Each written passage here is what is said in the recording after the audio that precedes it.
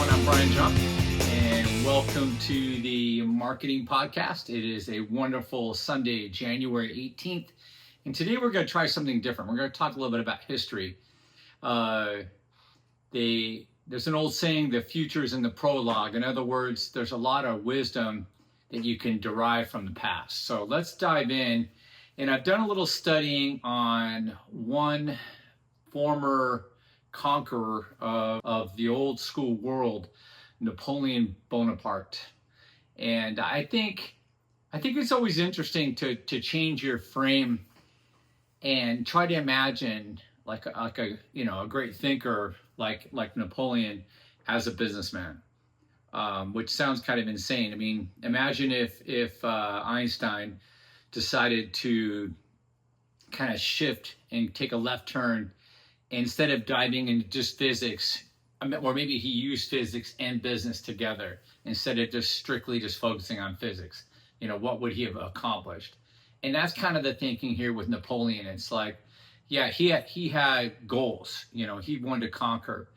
And so bring him fast forward into 2026, Napoleon Bonaparte reincarnate. And what could he accomplish? What would he have done? What would have been his goals? And using his same mindset and strategies adapted for the current times, what would have happened? So we're going to kind of go into this kind of fast. But I think, like I said, I think somebody who had success, I think if you take certain things from the past, I think that you can really, like I said, I think there's a lot to learn from the past, both on wins and losses. And I talk about mine. And my time horizon's 30 years, which, yeah, it's a long time, but in the grand scheme, 30 years is a speck of sand on the beach of life, right? So let's get into Napoleon Bonaparte, and we'll talk about his first with what he did growing up, and then we'll get right into how we can kind of do side-by-sides as far as, instead of being a war general, being a startup business owner slash executioner. Well said for a lot of reasons, right? All right, so he's born in Corsica in 1769, a recently conquered territory, and he was sent to mainland France at age 9. He was bullied for his accent, being born into poverty, and his origins. Back then, heritage had a lot to do with your success. It wasn't your fault that you were born into nobility or poverty. And he had the latter, unfortunately. And that really motivated him. And he wasn't a big dude. I mean, everybody talks about the Napoleon complex. I maybe it'll say here in my notes, but I think he was like 5'6" or something, 5'5", just a little squirt. But, and I don't even think Hitler was that big either, but which is always scary, these guys that are kind of compact, so they make up for it in other way more sinister or outlandish ways, right? Napoleon was obsessed with reading, math, and history.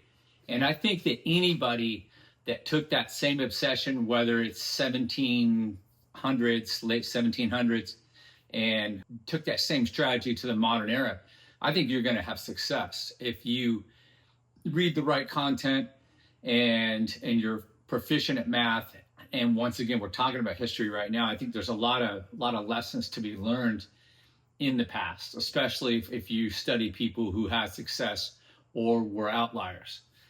Studying the mundane, or what do you expect to grab from that, right? You need to study people that were able to expand and push the boundaries and achieve great things, whether it's greatly bad or greatly good. Nonetheless, they were able to do exceptional things and have success in whatever their goals and direction was. Napoleon, reading math and history, deeply resented, had a lot of resentment because of the way he was treated and the way he was just born into his situation, right? So that fueled his ambition. I mean, a seething fuel. And if you have ambition and you are intelligent, guess what? That's a weapon. I mean, you're weaponizing yourself right there. He learned early on that systems beat strength. He didn't have a lot of strength, both either physically or from his resources. So he learned that systematically he could beat others that had those other strengths that he did not possess. He needed to find a strategy that, when you only have certain attributes, certain weapons, if you go to a knife fight and somebody has a machine gun, you got to figure something out, right? Because that knife may not provide success on your behalf. So he was very quiet, he was calculating, and he didn't have a lot of charisma at first. That's something he learned later on. And usually charisma takes time. I still am trying to get some charisma. I don't have any. So, and I'm in my late 50s, very, very late. And I mean late. Napoleon didn't win because he was liked at the end of the day.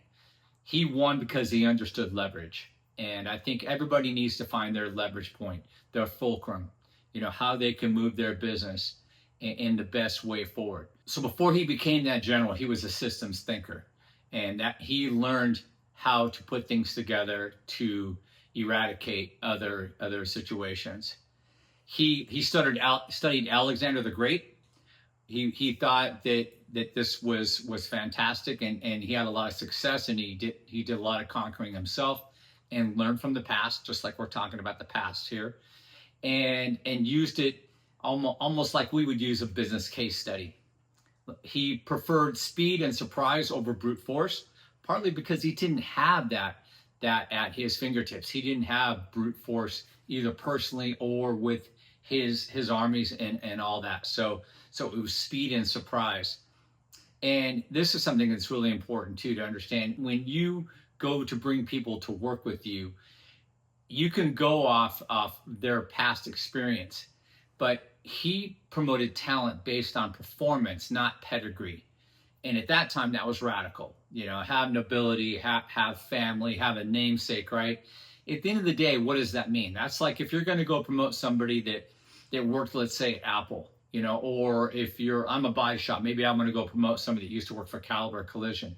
Okay, great.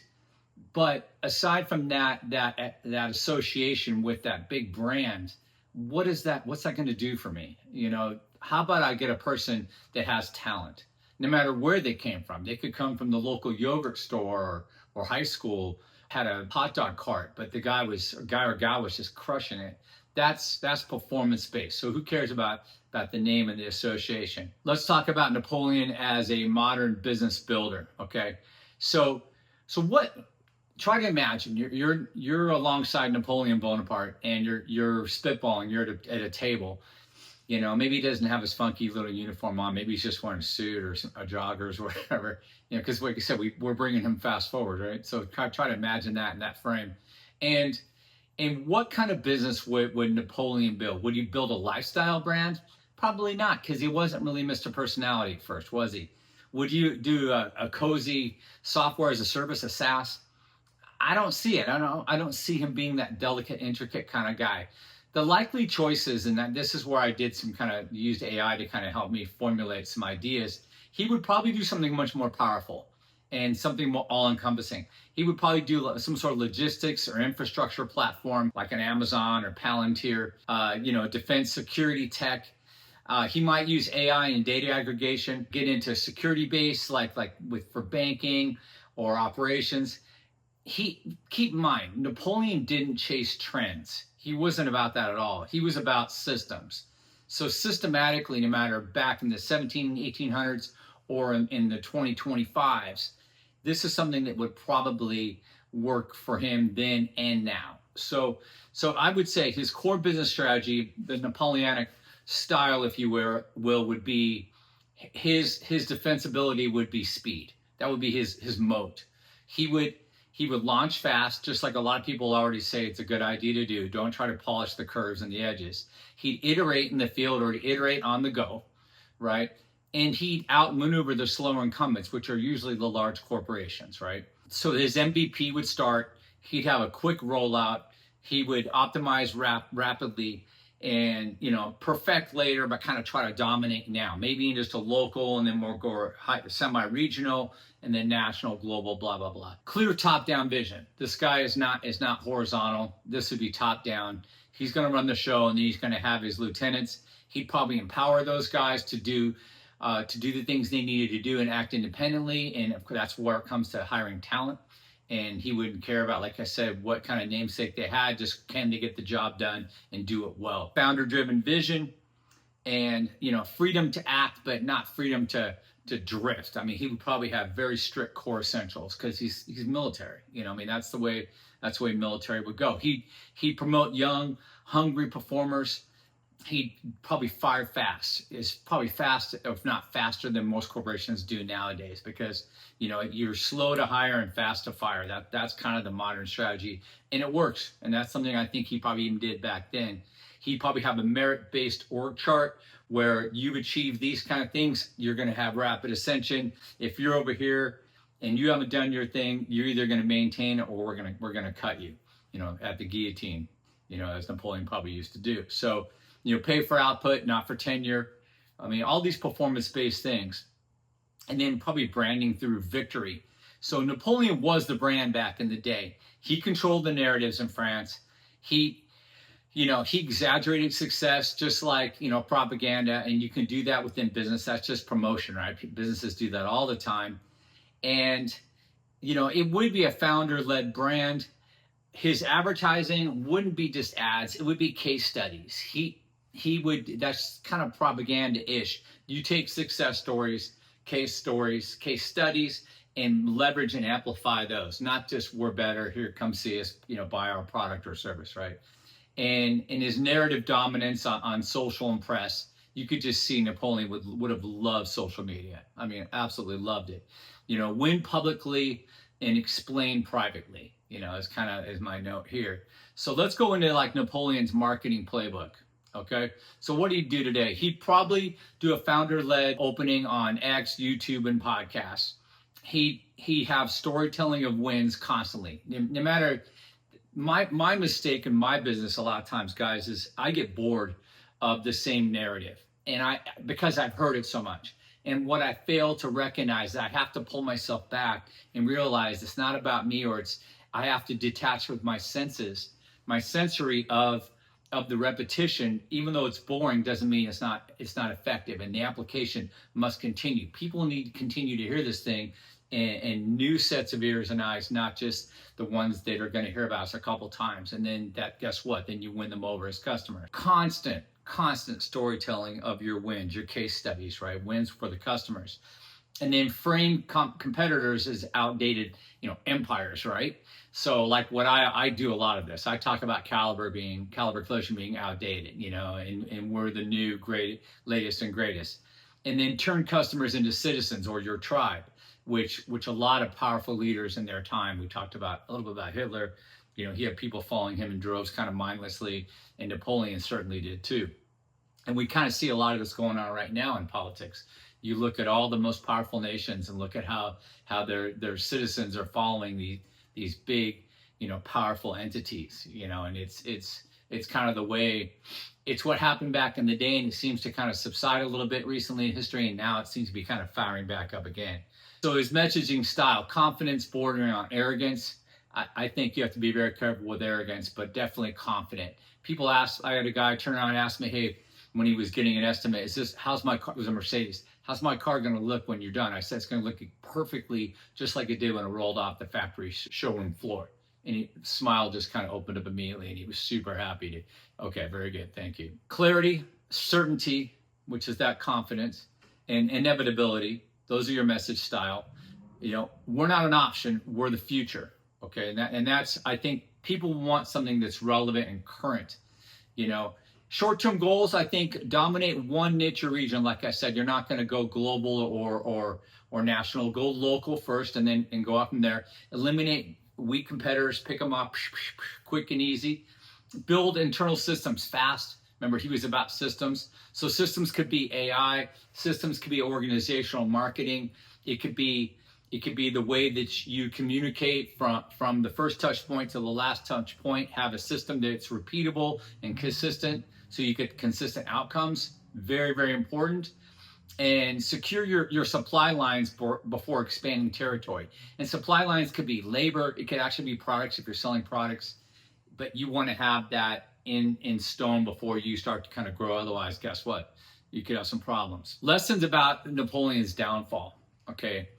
His fatal flaw was basically his ego, and that's easy to do. He kind of overexpanded and thought that he or his supplies were bigger than they were. And I think it was Russia that ended up taking him down. He underestimated external forces, and without doing competitive research, you as a business could easily do this too. So I think it's super important to be confident, but yet be measured and study your competition and know your limits. And if you cannot take on a certain project or a certain territory or a certain add-on to your business, be calculating and taking on at the right time in the right measure. Because if you don't, that literally took Napoleon down. He took way too big of a bite and got slapped. And that's from a guy that was just killing it, conquering. But then, like I said, ego, the emotion took over the more calculating thought process. And at the end of the day, the thinking needs to be the anchor, not the passion. Passion is going to fuel you, but don't let that make your strategies, right? It just doesn't make sense. So what does Napoleon teach us? There's a lot here as a businessman. Napoleon does teach us that vision can win battles. Absolutely. You need to kind of think beyond the typical constraints. That systems can win war, systems can win business. Absolutely. Especially with AI nowadays. Everybody's using it. Ad nauseum. I talk about this until probably the cows have come home left, and all that. So I'm a big proponent of AI. And ego loses wars. And the thing I like about big corporations is sometimes they're sluggish in their ego. They really are. They think just because they're big, maybe they're public, oh, these little guys can't take us out. Now, we have the agility and the mobility to take them out quickly and win these local skirmishes all the time. And if we have systems, then we can actually take out regions and then even more, and possibly slay the big dragon, the big giant, and take them down completely because of their ego and just their ineptitudes of understanding what's going on. So that's it. That's the end of my notes right there. There's Napoleon as a businessman, Napoleon as a marketer. What would Napoleon Bonaparte have done? What would he have been successful with? And what could he have possibly had challenges or problems with? And it mirrors, like I said, what he did in his tenure as a military general, and had a lot of success. And I think there's lessons for all of us in our businesses if we take some of the positives that Napoleon used and inject those into our businesses. I think we can have the same success as well. So anyway, I hope you found this entertaining. If you have any questions, everybody knows how to reach out to me, Brian@Jump@Gmail. You can DM me on Instagram, Gentco PDR on Instagram, or otherwise you can text 949-302-3464. I'm always here to help out for digital marketing, what have you. Have a great rest of your week. Hope you enjoyed this, and we'll catch you on the next SAI Service Marketing Podcast. Bye-bye for now.